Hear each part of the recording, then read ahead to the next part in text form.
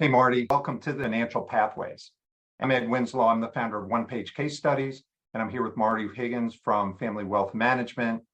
And today we're going to talk about a very specific profile of a prospect that contacted Marty looking for some financial help the other day.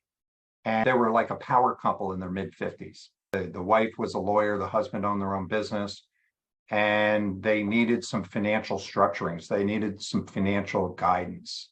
And Marty, if you could just tell us a little bit about the call and what it was like. Sure. Thanks, Ed. Happy to be here. This is a referral from one of our longtime clients for like 20 some years at least, and her daughter and her son-in-law. And they were talking over the weekend, and she said, "You've got to talk to Marty. He handles all my stuff." And the daughter's explained to her mom their situation, and give him a call because he can help you. So I made an introductory phone call, just got some basic discovery questions, found out a little bit about them. And then we set up a follow-up call with both of them, did a Zoom meeting. And let me share some of the things we went over. I'm going to share my screen here.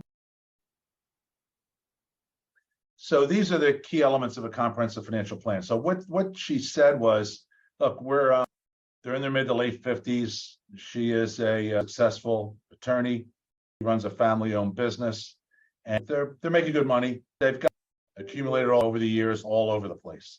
She goes, we got little IRAs, we got 401ks that are still sitting at old employers. We have Roths, we got 529 accounts, just stuff all over the place. It seems like whenever they got an idea or somebody called them up, they would do something. And as usual, a lot of people never follow up with anything. So they had things from multiple advisors, or what you call salespeople. And she needed to have a coordinated plan as far as when they can retire. Because I said she figures she may be working till 77 because she wants to. The opportunity that if they want to go earlier, that they can. But the real scary thing that people ask, and they got the same bubbles floating around in their head when they're taking a shower in the morning too, the questions they need answered is, what's my number? Seen the old Fidelity commercial as far as how much money do we need, where they're all walking around with numbers on their shoulders. How much money am I going to need to retire? And will I be okay at that point?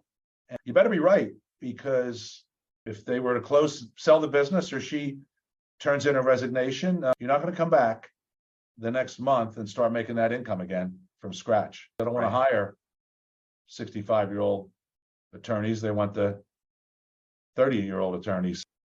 What was like the biggest issue that they had? Like you had mentioned to me that they had accounts all over the place, so they were very unorganized, even though they had money, and they didn't really have a clear path.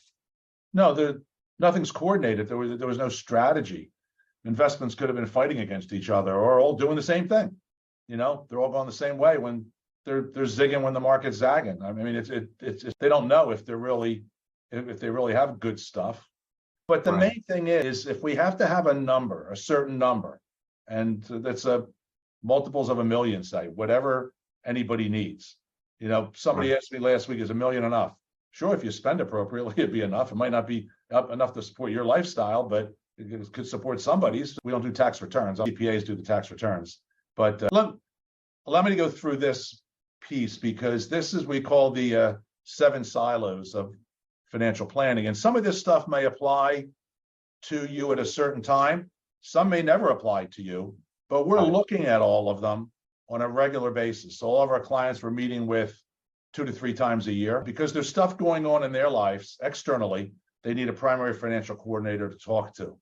Let's say you just retired, you're real comfortable, everything's working good now, and then your daughter calls you up, her husband left her, and she's moving in with the kids and the dog. Okay, and there goes your new carpet, and your 2-bedroom over 55 house just got full. So life changes. So they need somebody to talk to. It's always better, I tell them, if you come to me and say, Marty, what do you think about this? You can see right under our logo there, understanding people before numbers. So we do cover the investment planning. We're looking at reviewing all the portfolios, setting up a withdrawal strategy. What's the most tax efficient way to get money out of there? If they have stock options, things like that, money held outside in other firms. If you're going to a wirehouse, we call it a brokerage firm, that's where they live, right in that one area. What about the other 6? Right. Estate planning and charitable giving.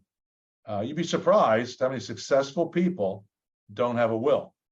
And then there's powers of attorney, living wills. So we refer out to other advisors. We'll work with the present ones they have. Or if they don't have somebody, a lot of cases they don't, they're looking for a recommendation, we can refer them out to somebody appropriate for them based on their size. Retirement planning, and this is the structure of goal setting. So Social Security analysis, how to get the most out of Social Security. People do dumb stuff. You know, it's like, why'd you take it at 62? Well, I'm gonna get hit by a bus. Okay, what if you don't and you're 92? You know, you just forfeited a heck of a lot of money over a long. So we look at that as a dollar amount. And is it 1.2 or 1.7? If you take it early, how much is it over a normal life expectancy? If you delay it to full retirement age or to 70, what could it be? Maybe we help them create that bridge to get there, to get the extra money. As I told somebody the other day, if you just wait 3.5 more years, you're going to get an extra $900 a month. Okay, that would be a nice midlife crisis convertible, wouldn't it? For free by the Social Security Administration if you wait 3.5 years. So looking at all these different things, businesses, a lot of times they have a business. In this case, they did. How do you get out of the business and monetize it? And all those things by helping with RMDs, required minimum withdrawals, those strategies. To the next, right in the middle, it would be the foundation. If you're going to build a house, you don't start by shopping for the drapes, you put the foundation in. So are they protected? Do they have proper life insurance, proper homeowners auto, or do they have stuff from like 7 different companies where they're not getting economies of scale and discounts? Long-term care, are they prepared for, like, I asked them, what's your plan for a long-term care event? Somebody said, I don't want insurance. That's not what I asked you. What's your plan? If you're not going to pass the risk to an insurance company, what I call OPM, other people's money, you're going to use your own money. And if you're going to use your own money, what assets would you use here? Would you use the big 401k because all your money's in pre-tax assets? So your neighbor pays $1 for care, you got to pay $1.30 because you got to pay Uncle Sam first to get your money out. Have you thought about how inefficient that would be? So looking at those things there, we help them with Medicare, how to get the proper Medicare plan. Let me tell you, you turn 65, and Right. doesn't look like you're there yet, but you turn 65, you get 17,000 phone calls a minute. Got one woman in town here, her and her husband own a business. She said, I have enough money coming in. I would like to know where it's going. If you can help us with that. So we do that, categorizing everything. Looking at reviewing large expenses over the future that may be coming due. You know, have you planned for, you're going to need a new roof? You know, reviewing one-time expenses that may be on the horizon, you know, weddings, colleges, things like that. Helping with a mortgage review, lines of credit, you know, maybe not having to liquidate assets and use a asset-based line of credit off the investments. Assistance to loved ones. This could go up, down, sideways. This could be assisting their parents, assisting children, brothers and sisters. Are trusts needed? Are there special needs in the family that would, if they receive money, they lose federal funding? So, and divorce. My partner is a certified divorce financial analyst as well as a CFP. So we have a specialty in that in the firm. And finally, income tax planning ties it all together. Nobody's doing this except the accountants. Frankly, I love them, but stuff's getting missed. A lot of times your accountant calls you up in March, says, Ed, where's all your stuff? I got to tell you what you owe. But there's a thing in there called IRMA, IRMMA for Medicare. And people don't realize, and why would they? They have no reason to pay attention to it till they turn 65. Now they turn 65, they realize that they're high earners. And let's say one woman took a trustee fee, she told me, of a few $1,000s, which put her like $150 over the limit. So she had to pay a few thousand or a couple $1,000s extra in charges to Medicare. She says, well, why didn't anybody tell me that? Well, your investment advisor's not looking at it. He's looking in column 1 over there on the left. Your CPA is doing your taxes, but unless you have a business, they're probably not talking to you during the year. So they don't know what you're doing. The investment, you took some money out of an account, put you over the limit. Now you're paying all this money. So you'd be well served with a primary financial coordinator, looks at everything, the whole picture, ties it all together, puts it on one site. We have one site we give them where they can go in there every day, look at their, not just their assets, you can get that anywhere. Look at their assets, but tie it to their financial plan that says, okay, look, the market dropped this over the last 90 days. You still look good over the next 30 years. So don't get done, go out and play pickleball, whatever you want to do. Just, you don't need to sit in front of the TV watching the news for the market. So does that make sense? Yeah. What was the response once you went through everything with them? Were they, they must have been relieved. The response I usually get is that this is exactly what I'm looking for. And I say, well, I know that because how I put this together was about 25, 30 years ago. I went out and interviewed individual family units, whether it be a single or a couple, about 30 who I did not know very well. They weren't clients. I recorded the conversations. I had a tape recorder back then about this big, and went to a restaurant after lunch was over, so we had some privacy, and sat there, and I interviewed them, asked some questions, and they told me what they wanted. They told me what they didn't like about their present relationships, how they would design a current relationship or future relationship, and what would be the best of that. And then we had it all transcribed, come up with some dominant themes, and put together what we call the wealth care process. So let me just show you. This is it. We start with the right fit discussion, like I had with them the first meeting. Can we help you? Do you want us to? Okay, so occasionally somebody will come to us where they're just such a mess. Don't have much I can work with. I wouldn't be fair to charge them. Number two is the discovery dialogue. I like understanding people before numbers. We want to get to know the people. Like, what do they really want over the next 20, 30, 40 years to have happen? So we have some discovery tools. We get to know them, but a lot of it is conversational. Three, the critical factors analysis. This is where we're getting their stuff.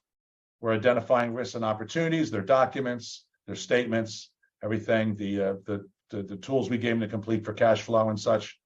What do they need? And then from that, we create the family wealth blueprint. So from the verbal and the nonverbal meetings, we have the family wealth blueprint, and that's their financial plan. Then over the net balance of the year, we're going to implement. We're going to give them a list of observations and recommendations. We're going to prioritize them with the client. They're going to say, I want to do this first, this second. I don't want to do this at all. Why is this on there? And I'll explain it to them. So we go through that and prioritize them, and then we're knocking them out for the balance of the year. No set schedule on meetings. We're going to keep going till we get it done. No charge for those. It's included in the one-time fee.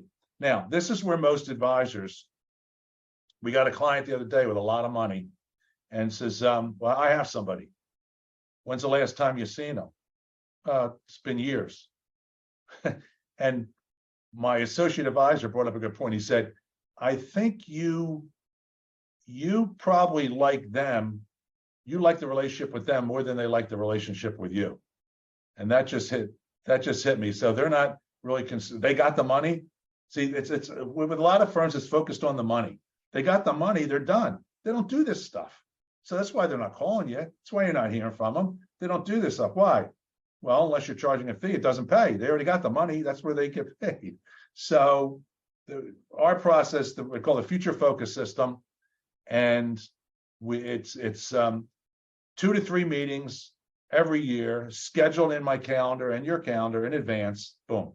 Now, something may come up during that week where we need to reschedule, but we know in that little window we're going to meet. So we're keeping out of trouble. It's like if you took off from Philadelphia to go to San Francisco and you were like 5 degrees off, you might end up in Vancouver, okay, or Puerto Vallarta or something. You're way off course. So, but if we're meeting along the way every 1,000 miles, okay, we're going to make sure that we're back on course. We're not getting that far off. So, and that's what people like. That's what they want. We have people in here for decades following this process. So you're always restructuring the plan depending on how their life changes, I guess. Yeah, they have a primary financial coordinator. I guess like the mafia. What's the mafia called? Consigliere or whatever they're called. Yeah. So I mean, this is an awesome. I mean, this is awesome. This is a great plan. I mean, this is what I think everybody needs. This. Well, I know Yeah, like I tell people, because I put it together for people, by people like you, and we have a client advisory board. We meet twice a year, rotate them, and we make sure we're improving things. Are we still meeting your needs? I had one couple after one of the meetings. She says, "We're done." I asked questions. So are we on target? She raised her hand. She goes, "Let me tell you something. When we first came to you, I said to my husband, I said, what are we going to meet with this guy at the time twice a year for?" She says, "Now every time we get on the elevator, we say it was time well spent." The main thing is these areas, everybody would be well served if they had somebody that understood these areas, a CFP, practicing CFP, not just the designation, but actually does financial planning. They have a process, like I just showed you. If you can't see their process, they don't have one, from my experience. So if they can't show it to you. So this is what the stuff we look at. And this is what people want, and it works. And I have fun doing it. I have a client coming in tomorrow who's retiring, one of several friends who referred to me. I got the first two retired over the last 2 years, one last year and one the previous year, and now one this year. So that's the best satisfaction I get, to guide them into the journey, because they need somebody that's been down that path. They know where the loose rocks are. They know what beasts are behind the bushes. They're going to get them and walk you down that path, get you to safety, and then we come back and get another one. So if you're going to walk down there yourself, and you don't know how many times have people retired? It's their first time. It's the first time they're going down there, and they'd be well served having somebody that's been there before and knows what people are experiencing, what other people are experiencing. I always tell people, here's what other people like you are doing or have done. Here's the pitfalls of what you're saying from working with other people. So it's good to have that experience, like a well-educated doctor, right? Who's